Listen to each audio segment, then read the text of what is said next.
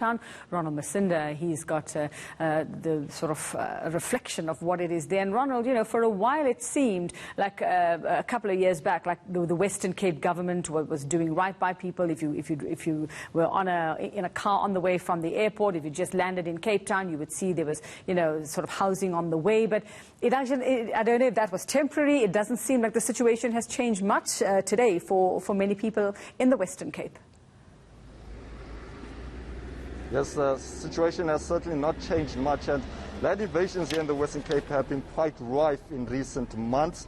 We went to areas such as not only here in Kraaifontein, but Delft, Mfuleni and Khayelitsha, where many protesters clashed with police and law enforcement. And one of the saddest parts about these land invasions is the damage to state-owned property. City of Cape Town saying, in as much as one of their concerns is that people are occupying land illegally on land which they wanted to create affordable housing, but the issue of damaging state-owned property that is supposed to help people in these communities is simply not on. For more reaction, we are joined now by the MACO member for Human Settlements here in the City of Cape Town, Mr. Malusipoi. Mr. Malusipoi, let's first of all start off with the title deed situation. You have a big announcement. Tell us more. Thanks, Ronald. We have a big announcement where we are rolling out title deeds to people that have been waiting, to those also people that are vulnerable. And we're handing over more than 10,000 title deeds, and we'll be going around the city. Those people that have been waiting for that moment, this is the time, and we are very much excited about it. We've been in touch with communities. Unfortunately, some of the people that have been owning these houses were unable to find them, and we're calling upon them to come forward so that they can be able to receive their title deeds. Good news, I suppose, but hundreds and thousands more still stranded, living here in inhumane conditions. And you've said in the past that the Human Settlements has cut down your budget by nearly half. Now, what is the plan going forward? Well, what I've engaged the National Minister through a communication that I've written to her, and also we've subsequently had a good meeting over the past weekend for her to be in a position to assist us as a City of Cape Town. As I have indicated before, our funds are depleted. We are unable to cope with these invasions that we have seen. We need to make sure that there's water that gets to be delivered to these communities.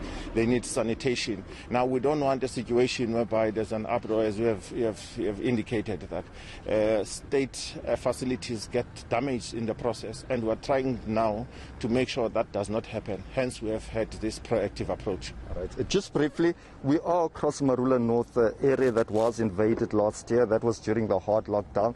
And you've clearly mentioned that, you know, the difficulty is to evict people on this land. Has the city given up on this land and many other state-owned land, given that people have said that they are going nowhere?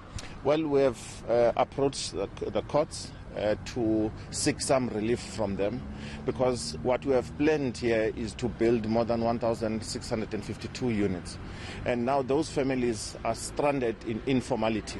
And the most unfortunate part is that they will not be able to see those opportunities ever again if we are unable to clear these precincts. And you have seen in Khayelitsha as well, it's the same problem that we have been confronted with. Now they've invaded land where we're going to build more than 11,000 houses.